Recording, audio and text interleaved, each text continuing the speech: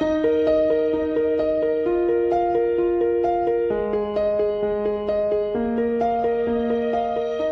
I'm John Ed Mathison, and welcome to Go Getters and Go Givers. And today we've got just an exciting program, a person that you're going to just learn a lot from, but also be motivated. The president of Faulkner University, and Dr. Mitch Henry. But if you don't mind, can I call you President Henry? Please do. I prefer that. Since Okay. I'm a lawyer, I'm not a medical doctor or a PhD, but folks like to call me. I'll answer to anything. Brother John. Well, good. I just can't tell you what an honor it is to have you as a university president, and one of the really growing universities in our country, and doing so many things. And thank you so much. We're going to chat about some things, and he'll give us a website you can go to learn more about that university. And this is just an opportunity. Go-getters. There's not a better go-getter than President Henry, but he's also a go-giver.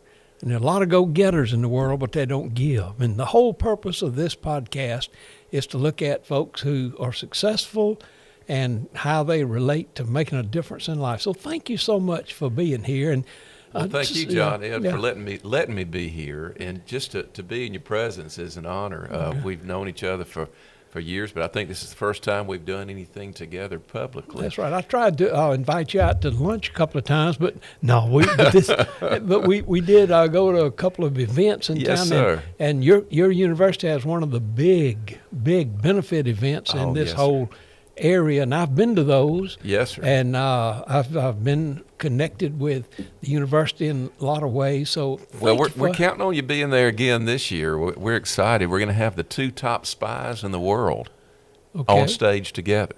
Wow. So Mike Pompeo, who was former CIA director, will be on stage with Sir Roger. Not Sir Roger Moore. That was the 007 spy. Sir Richard Moore, who was the MI6 director for many years. And to my knowledge, I don't think they've been on stage together to carry on a public live conversation before. And there's so many threats in the world and concerns. Yeah, but they're going to deliver a message of hope. And we're a Christian university. They know that. And so the expectation is that we'll have some wonderful conversations, but also be challenged to give and to learn and grow together. So it's going to be a great evening, October the 8th, downtown Montgomery at the Renaissance. Right, and you can't get a seat. I mean, if you don't get a ticket early. Oh, that's right. The place is packed. Yes, and Mike Pompeo, I've been a part of a big global pastors thing to start 5 million churches. Oh, wow. And we had a big event in Dallas last year. Really? And he was one of the principal speakers, and his new book had just come out, and so I had a chance to spend a little time with him. Oh, that's great. I mean, just of course, it had so much security.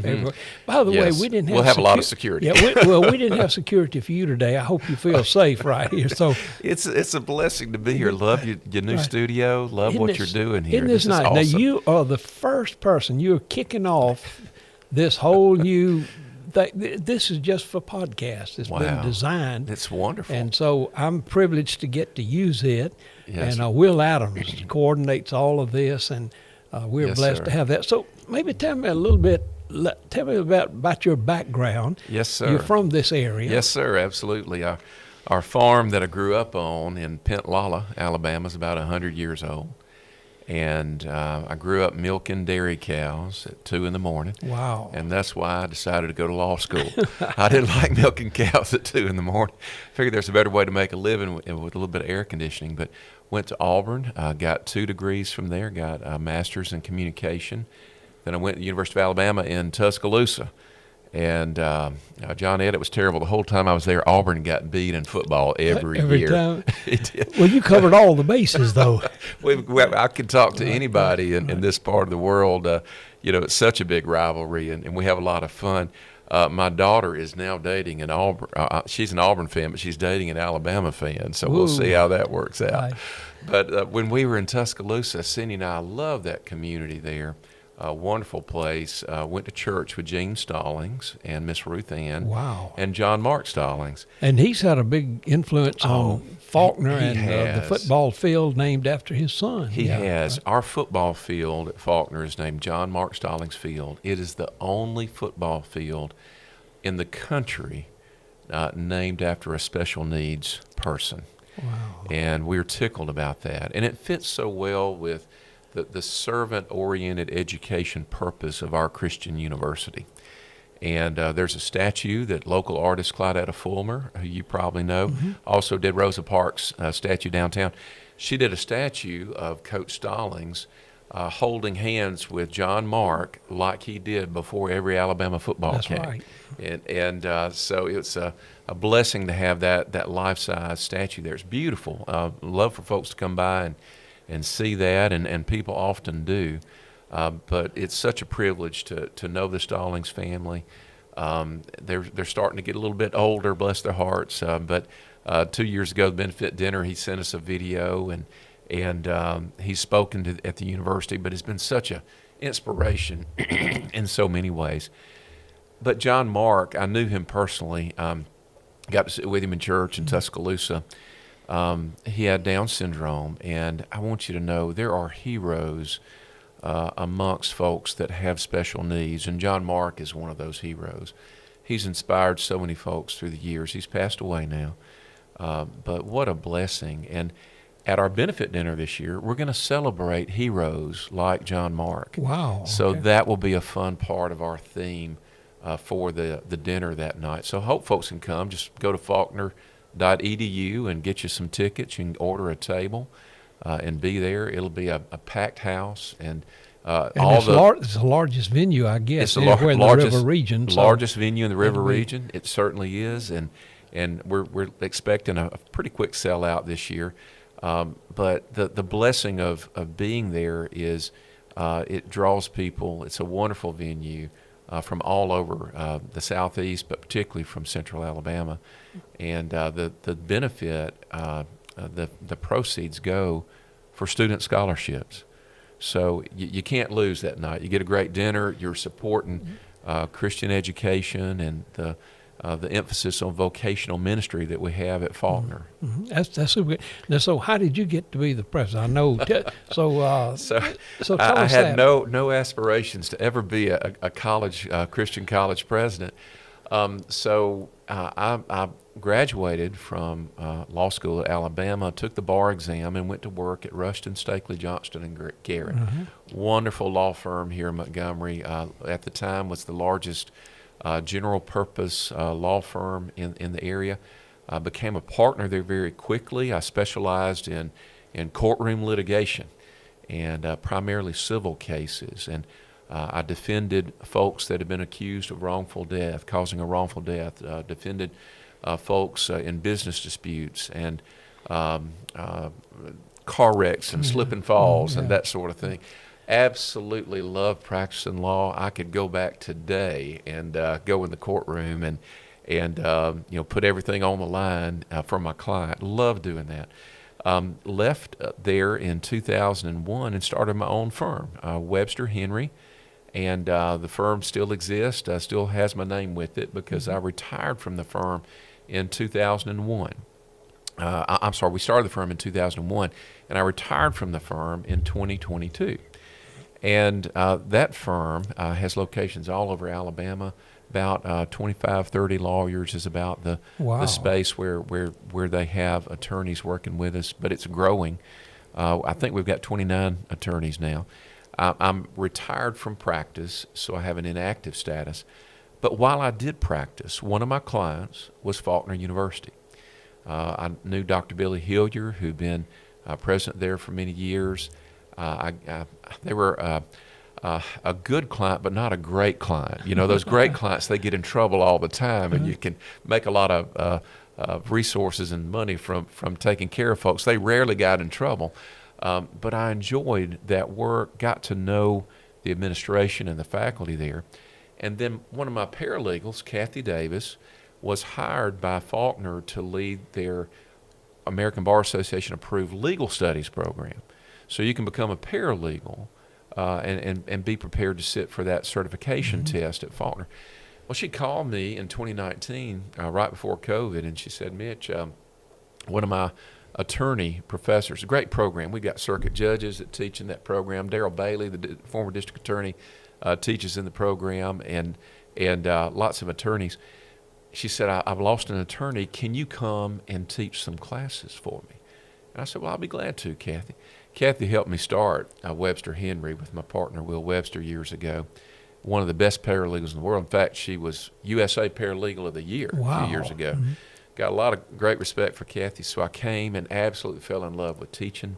Taught constitutional law to undergraduate students, taught business law, taught torts, courtroom procedure. Absolutely loved that, and the students there were so amazing. Faulkner at the time, and still does, attract students from all faiths. We're affiliated with the Churches of Christ, but the largest number of students that we have on our campus are actually Baptist. Oh, that's all over the world. But particularly the Southeast. Well, you are a multi-denominational school, and that's one thing I appreciate so much. Yes, there's so many folks. You got a lot of Methodist folks there. Got a lot of folks from the Christian church and from a lot of community churches. But the next to Baptist is members of the Church of Christ, which is not a denomination, and each church stands on its own. But that's been our affiliation. That's been our roots for many years. The wonderful thing about making the transition to come and work there was I got an opportunity to pray with students. Oh, yes. As a professor, I got an opportunity to pour into their lives and mentor them and challenge them with my own faith and the way that I was able to live my faith in my profession. And vocation is a calling, and vocational ministry, that was part of what I did as a professor. And I noticed our other professors were doing that, whether it was on ground or in the online classes that I taught. And I taught a master's level class called Criminal Justice Ethics. We've got a master's in Justice Administration that's fully online. We have students from Boston, from Miami, from Los Angeles. Most of them are law enforcement folks that want to advance their profession. And I was teaching criminal justice ethics when George Floyd happened.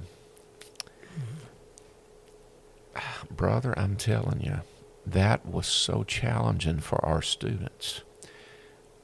I had students that were working double shifts, triple shifts.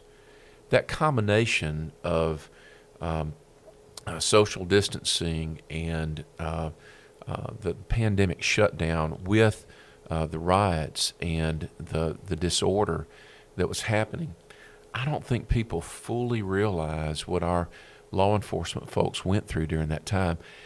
But I was teaching an intensive 5-week master's level course. I had about 100 students in several classes.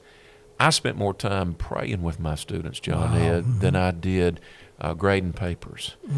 And we had students that lost family members. One lost a spouse.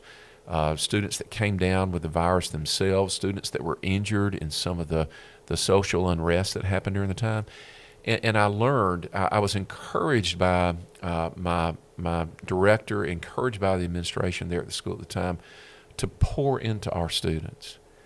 And it wasn't just me doing this, John Ed. All of our faculty and staff, they were paying attention to our students' needs during that time and ministering in ways that you can't get at a lot of other schools. And it was a transformative moment in my life. And I began to think, I think I want to be more closely affiliated with Christian education.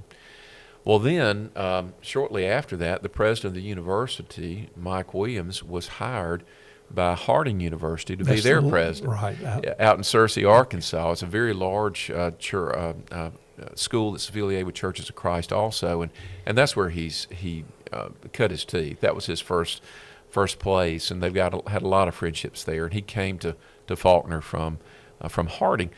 And so my phone started blowing up, and people were calling me and saying, "Mitch, you need to apply to be the president of Faulkner University." And John Ed, you'll appreciate this because of your work in ministry. About 3 weeks before that announcement was made, Cindy and I had made a decision. She's the love of my life. We had made a decision that we were going to step back from law practice. I was going to retire, and we were going to go into ministry. And what I had in mind was John Ed Mathison ministry, pulpit ministry is what we were thinking. In fact, we'd had a couple of interviews with churches. And then that happened with Mike Williams leaving. And Billy Hillier, he called me. He was chancellor of the university. He had retired, and Mike Williams was the president. He called me, and he said, Mitch, you need to apply. I said, Dr. Hillier, because I told him 2 weeks before, we've made a decision to go into ministry, and we feel like that's where the Lord's calling us. And he said, Mitch, being the president of this university, I can attest to it because I was president. It is a ministry. And that really resonated with me. And so Cindy and I applied, and soon after that, we got our first interview with the search committee. Well, we met at the Cracker Barrel down in Greenville, and folks came in from all over, trustees from all over, and in walks a guy named Mike Eubanks. And Mike Eubanks, he's the president of Gulf Hauling and Construction.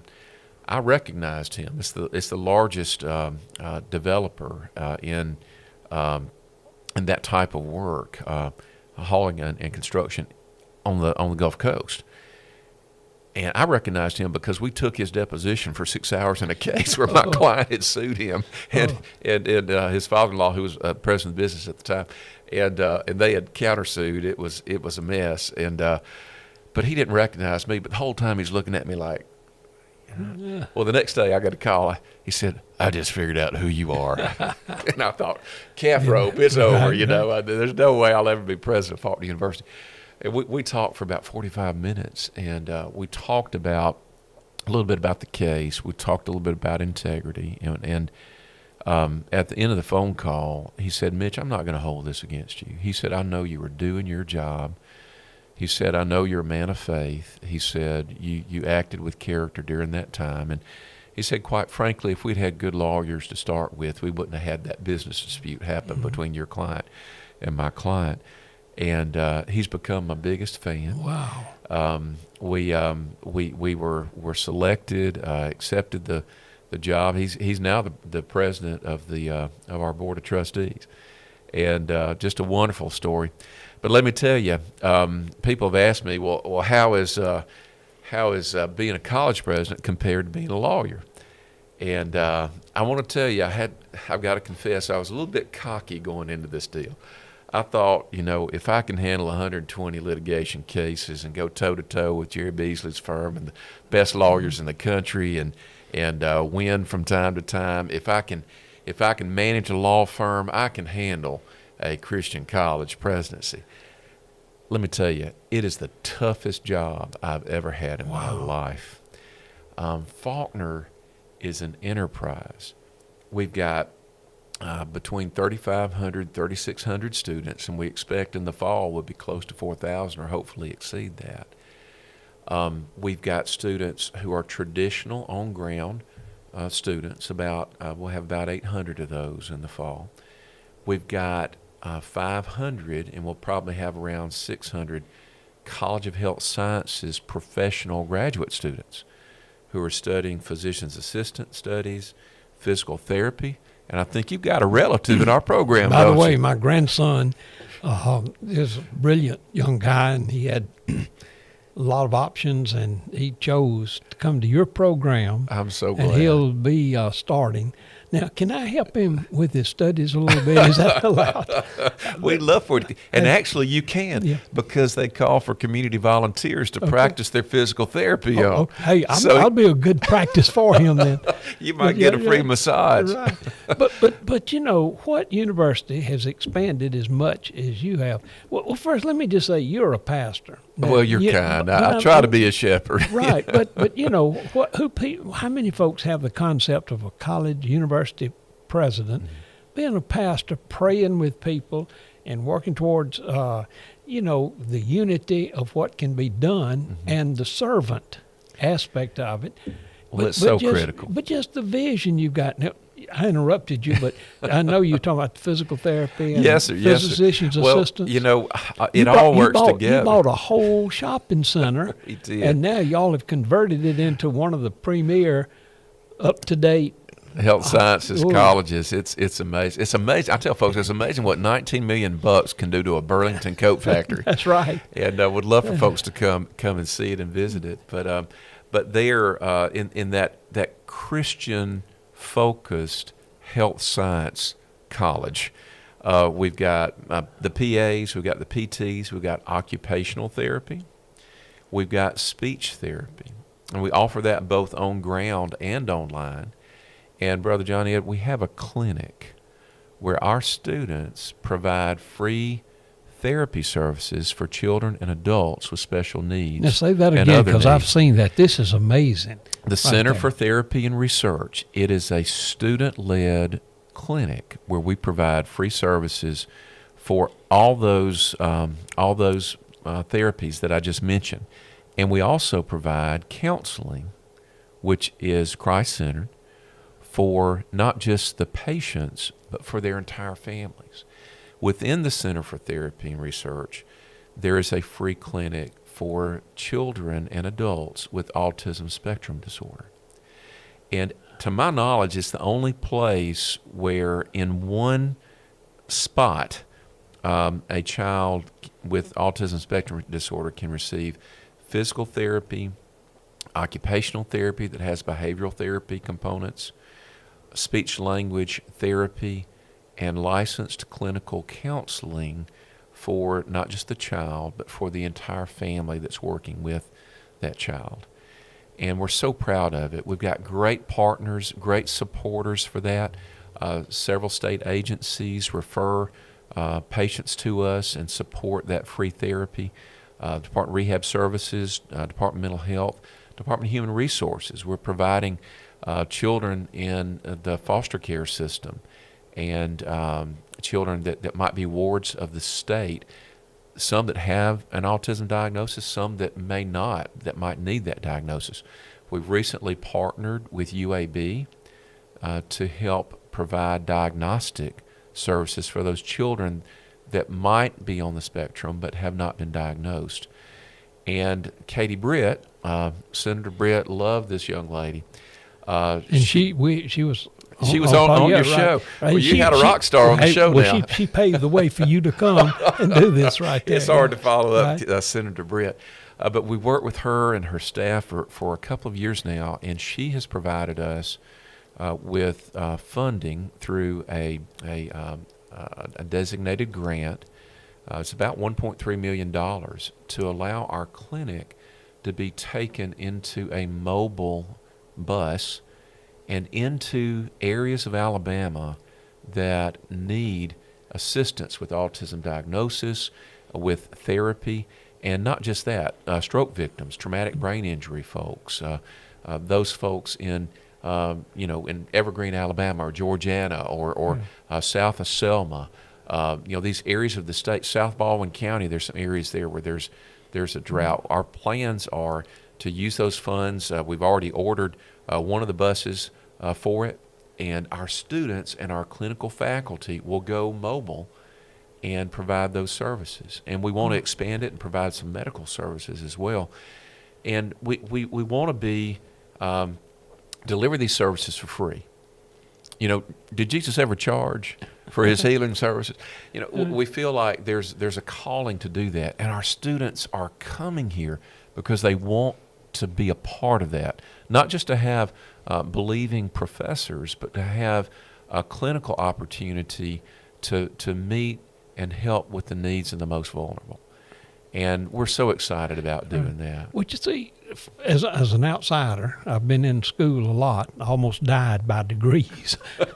but now looking at what your university is doing to meet the needs of today, not yesterday. Yes, sir. And also looking at what can we do to meet the needs for tomorrow. It's so important. And it's not reading and writing and arithmetic as much It is that. You got to have You got to the have background. that base, absolutely. But how do you apply it? And what you're doing through all of these different specific kinds of ministry, and your people, I know I met a couple of the folks over there. They're godly professors. Wonderful folks, and, absolutely. And that makes a difference. And I just, people today, if they'll take their job, their platform, and use it for Christian ministry, yes, it doesn't matter what you do. And whether you're a lawyer or a president or you're working, in healthcare or education, right. or in business. John Ed, we've got a few areas of the university that we really try to help train our students to be the salt of the earth and the light of the world in helping. We feel like that's what Jesus called us to do, to help every student make their career of ministry to serve others.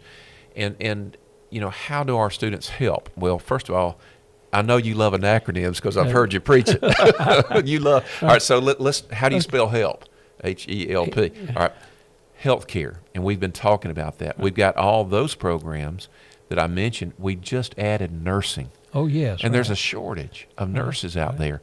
Wonderful leader, Dr. Shelley Vardaman, who was at Troy's program, is running that program, and we're about to expand it. We have a PhD online for a doctorate and a PhD for health sciences. And we have students from all over the country taking that. Gave a diploma last year to a young lady from the Mayo Clinic. And I had just met her the day that I gave her diploma. I said, what are you doing coming to Montgomery, Alabama to graduate from Faulkner University? She said, I looked at a lot of online PhD programs in health sciences. You are a Christian program. She said, my faith is the foundation of the healing that I feel like I've been called to help with. Wow. And she said, I chose you because of that. And I said, well, how was it? She said, it was awesome. I'm recommending it to all my friends. And that's one of our fastest growing degree programs. So healthcare, we want to help in healthcare make a difference. Education. Now, if Governor Ivey, I hope she watches your podcast. If she's watching, I'm going to send her a copy. She spoke at our graduation 2 years ago at our commencement. She knocked it out of the park. She's awesome. Well, she's a little bit salty with me, though, because we stole her director don't use that term now. You recruited. We recruited her director of her STEM education program for the state, Dr. Sandy Ledwell. And Dr. Ledwell is our dean of the College of Education, and she's amazing.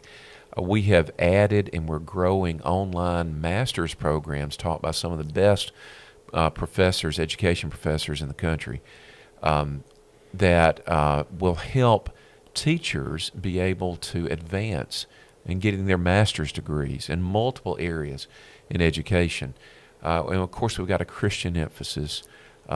Dr. Mackey, who's our head of the Alabama Department of Education, I don't know if he was flattering me, but he said this. We had lunch last year, and he saw me and he said, I want to shake the hand of the man who's the president of the university where your undergraduate education students have got the best reputation of any college in Central Alabama. Wow. And I said, well, thank you, Dr. Mackey, but you're just being nice. He said, no. He said, I hear from the superintendents, your students go the extra mile when they're doing their practice teaching in ways that are not expected and that do so much good for their students. So we've got a focus on education, John Ed, that is Christ-centered. I know you know what Colossians 3:17 says. Whatever you do in word or deed, do all in the name of the Lord Jesus, giving thanks to God and the Father through Him. And that is the core focus in Scripture for our faculty, to instill in our students, if you're going to do it right. And so academic excellence is at the core of what we do and what we offer. So we got health, we got education. What's next? L. Do you know what the L's for? I'm going to know in a minute. Law. Oh, I figured, yeah. I'm so glad you're not a lawyer anymore, but you're doing what you're doing. Well, I'm retired. I've got an inactive status. I just can't give legal advice anymore, but I'll always be a lawyer, Brother John. I cannot tell you how much respect I have for our dean and our faculty and our staff at Jones Law School. Since we purchased it years ago, it has continued to thrive, but particularly over the last 4 years.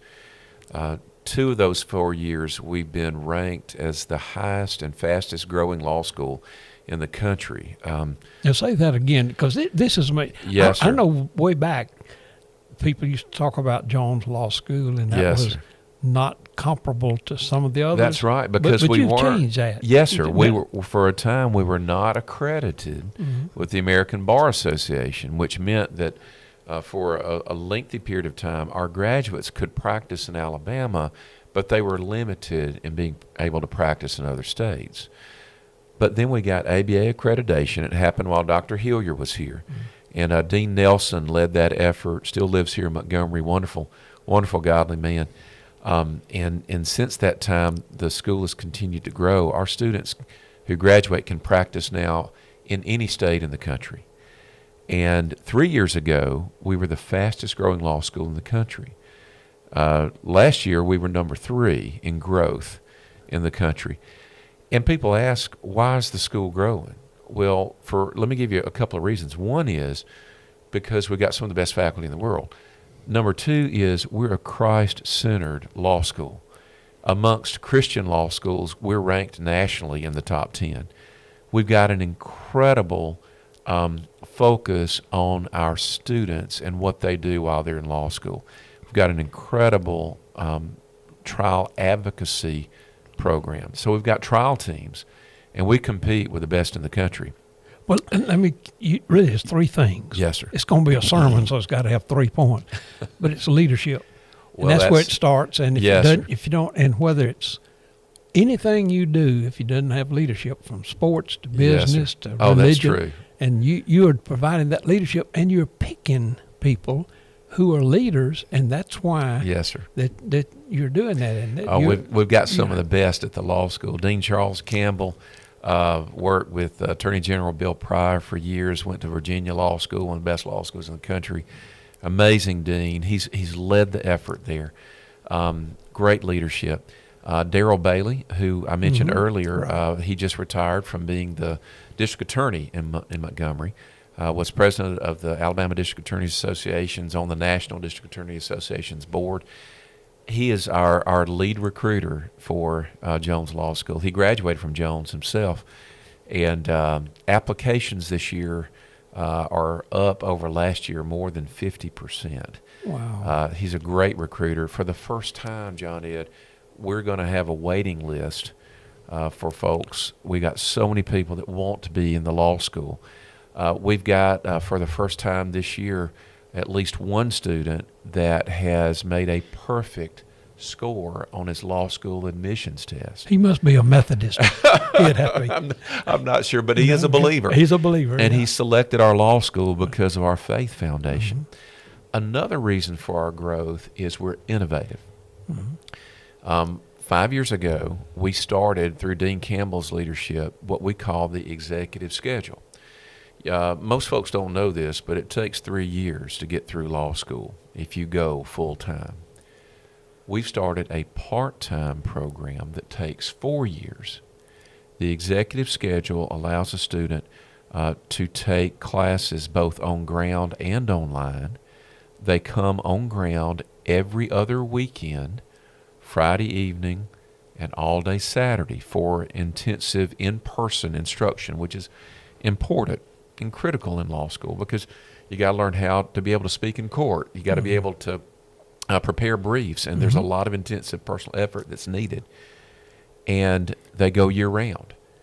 And that program has become so popular. We've got people flying from Dallas, Texas to the Montgomery airport every other weekend, and they're doing the executive schedule. We got folks flying in from Virginia, from Ronald Reagan Airport, every other weekend to get that degree in 4 years, and from Charlotte, from all over the country. And we got folks driving from Huntsville and from Mobile and from Atlanta, Georgia. There were some students that transferred from John Marshall Law School. I met them 2 years ago, and I asked them, why are you driving over here from Atlanta? They said, well, this may not be a good reason, but it's easier to get to Montgomery, Alabama Friday evening every other weekend than it is to get to John Marshall downtown Atlanta. It's the traffic. But in any event, the law school's doing well. Bar passage rate is incredible. So we're really proud of what they're doing. But they have a clinical program, and our students get to do free legal services for elderly folks. So if folks are watching and they live in the area, they can come to the law school, to our elder law clinic, and get a last will and testament, a living will, a power of attorney at no charge. Wow. Because our students who are in their third year, they're trained and they're mentored by John Kraft, who runs that clinic. I don't know if you know John Kraft, but he was Alabama's Volunteer Lawyer of the Year a couple of years ago. Amazing man, wonderful mentor, working with those students. Also, we've got a new clinic that works with folks, mostly folks that are poor, that have heir property. Have you ever heard that term, John Ed? No. I've got a place in heaven. That's heir property. That's heir property. Well, this is the heir property that's on earth. On earth. Okay. So it's a legal term. And what happens is sometimes a family will own land or own a home. Mama and daddy will pass, and they don't have a last will and testament. And one of the children moves in or starts taking care of the land, but they have multiple children, and then they die without having a last will and testament. And it goes automatically by law, and the title to the property gets split into little bitty fractional shares. Well, guess what happens if someone who has that farmland or who has that home wants to get a loan to improve the house or to bring in a crop? They can't get a loan, John Ed, because all the fractional shares, people would have to agree, and it's not clear title. And a bank's not going to take collateral on an unclear title. So our students are working with these families and filing what's called a quiet title action in court that clears the title up so that the family can have the benefit of the value of their land. It helps generations, John Ed. It is wonderful, and that's leadership. That's a leadership with Kelly McTeer, who runs that clinic. That's leadership with Dean Charles Campbell and the entire university that got behind that. So the Alabama Law Foundation, which is lawyers all across the state. Whenever we have money in our trust accounts, we don't get to keep the interest, darn it. It goes into something called the IOLTA, Interest on Lawyers Trust Accounts. That's the funds and the interest of that is managed by the Alabama Law Foundation, and they support what our students are doing on campus. And then the final clinic we have is a free clinic for those neighbors, unfortunately, that sue one another. So the district courts in Montgomery and the surrounding counties, our students are trained to go meet with the local judges in the small claims court and the district court. And if they're fighting over, whose tree fell across the property line and damaged their swimming pool or whatever, our students are actually helping the judges mediate and settle actual cases in the court. Gosh, we need those in the church too. All the problems people get into can mediate. I believe in Christian conciliation now. Right. That's wonderful. We've been doing that for years. Right. So we got HEL P. Now I'd like for that to be Methodist, except we don't start with a P. But hey, Protestant. Okay, but that's not what it is at all. And we've got a lot of Catholic students on our campus too. And but P stands for prosperity in business. Prosperity in business. And we have got degrees that are absolutely state-of-the-art that are needed in the marketplace. One of those is risk management and insurance. So if a student out there is looking, or a high school student, or even an adult student is looking for a business degree that has an immediate, built-in, sought-after job possibility, it's risk management and insurance. So Assurance America, one of the fastest growing insurance companies in the country, based out of Atlanta, Georgia, we connected with them, and they gave us $3 million over several years to build and launch 2 degrees in risk management and insurance. One is a traditional degree on ground, and the other degree is fully online. And a lot of people don't realize this, but they call it the gray tsunami. Some people call it the silver tsunami. In the next 10 years, a huge percentage of the workforce in risk management and in the insurance industry are going to retire. And so that industry recognizes the need to train young people, to build leadership. And we expect our students in these degree programs to be able to come in and very quickly move into management, into mid-level management and upper-level management. They're being trained by some of the best professors in the world, like Ed Papanastis, helped build Troy's program. Patsy Guy, who was the leader of Alabama Farmers Federation, has insurance called Alpha, which is Alabama's version of Farm Bureau. And she was the head of training for all of the agents and customer service representatives and insurance folks there at Alpha. The Department of Insurance stole her from Alpha. And then the insurance commissioner, he's a little bit salty with me too, because she's now the director of our program there for risk management and insurance. And we have 100% tuition-free scholarships for students. And it's not merit-based. It's first come, first serve. Ooh. That's what Assurance America wanted. You know, some folks who are really smart and bright, and we've got them in that program, going to do very well. But some of the brightest folks I went to school with, they didn't quite have as much horse sense and common sense as some of the rest of us. So they didn't want it to be just the elite students. They wanted all students. They want that roll up your sleeves and work hard group of students for that. So we'll have next year, most of our scholarships are filled. We might have one left for this fall for the traditional program, but next year we'll have 12 full tuition scholarships.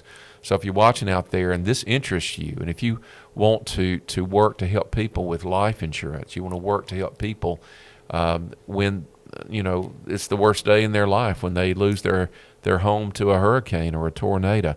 If you want to work with folks that get sued by Call Me Alabama and those TV lawyer folks who I love, who do a wonderful job helping the folks that are injured. But if you get sued, you need to know something about insurance. Right.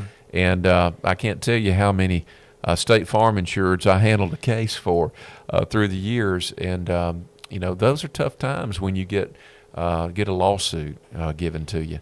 And if that interests you, if you're interested in helping people in a business degree, we'd love for folks to apply. That's just one example.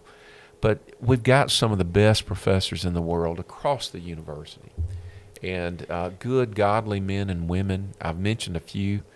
Another one I'd like to mention is in our business college, Justin Boyd. Do you ever eat at Chicken Salad Chick? Well, let me tell you, she's going to be on the next podcast. Is she really? Yeah, Stacy. Yes, that's right. Yeah. Well, I want to tell you a little story. This will be very interesting. You can ask her if she remembers Justin Boyd. I will. Justin and Cassie were over at Auburn. Cassie is now the dean of our College of Health Sciences, and she's a pharmacist, has her doctorate in pharmacology. She was working on that. Justin was finishing his business degree. They loved the first Chicken Salad Chick that Miss Stacy started over there, and they asked her, what would you think about franchising? We could open up one, nearby. And she said, I'm just not interested in that. Well, they continued, Justin tells me, to visit with her about it. And Justin and Cassie opened up the first Chicken Salad Chick franchise, and it was here in Montgomery, Alabama. They built 2 more, and then they sold them. And now they're all in on Christian education. And Justin has got his PhD in marketing, and he teaches our students, and they absolutely love him because he shares his secret. He's had that roll up your sleeve, start a business from its foundation and build it to the point where you can sell it and then bless other people by what you do. So he's become a vocational minister as a professor, teaching and sharing. He's an expert in digital media marketing, social media marketing. He's an expert in your normal marketing. Just an incredible professor. And so our business college is growing in part because he's there. Right. So the Lord keeps sending us good folks, John Ed. Yeah, that is just, I can't tell you how inspiring this is. And we're going to close this down in just a moment. I can't tell you as an outsider just what you're doing. And, here we've talked for 45 minutes and haven't even mentioned sports. But you're doing things right, but most of all, you are a godly Christian leader, and that spills over to faculty, and that spills over to students, and then that spills over to a society. And if we want to turn the world upside down, this is what we're doing. Yes, I want to sir. thank you so much for well, this time. You're so kind, right. Johnny, and I appreciate that. And I just and people might not know it, but you're just a mile down the road. That's right. From where Fraser is and where we're sitting right now. Yes, sir. That's right. And I just applaud what Faulkner's doing, and I hope people will pray for you. Well, John Ed, more than anything, I appreciate your prayers. If you want to learn more about the university, go to faulkner.edu, and you can learn everything. If you're interested in applying, you can apply there. If you want to help support what we're doing, you can give there. If you want to learn about the benefit dinner, buy your tickets, you can do that there. But at the end of the day, John Ed, folks like you and the folks in your church, and several of whom we employ, by the way, you have been such a wonderful leader here in this community, and you've been a vocational minister in so many ways, and devoted so much of your life not just to the gospel, but to helping people. And I'm truly grateful. And that spirit, that's the spirit that permeates the lives of the folks that we have on our campus. And so if you're looking for a place, if you want to do like Tommy Lee Washington and leave ESPN, he was their senior animator, and come to Faulkner and launch a digital ministry program or a digital media degree, come on. We're looking for that godly spirit, those that want to help students make their careers in ministry. Well, thank you just so much. I ministry, every person in every kind of a job can be a minister and can carry out the good news of the gospel. Absolutely. And I just want to say, Mitch, I'm glad I'm on your team. Well, thank you, Johnny. Thank you for being on it. And I look forward to doing this. And I want to thank you for watching and for being a part of this. And you've got great information. Let's just now put it into practice. And can I conclude with a prayer for you? Thank you, for John. Yeah, that means so much. Right. Thank you, sir. Yes, sir. Father, I just thank you so much for Mitch Henry, for Faulkner, for his faculty, for the students. And God, I'm just going to pray exponentially blessed for them and the difference they're going to make to change the population of heaven. Thank you. I pray in Jesus' name. Amen. Amen. And thank you so for much. being a part of Go Getters and Go Givers.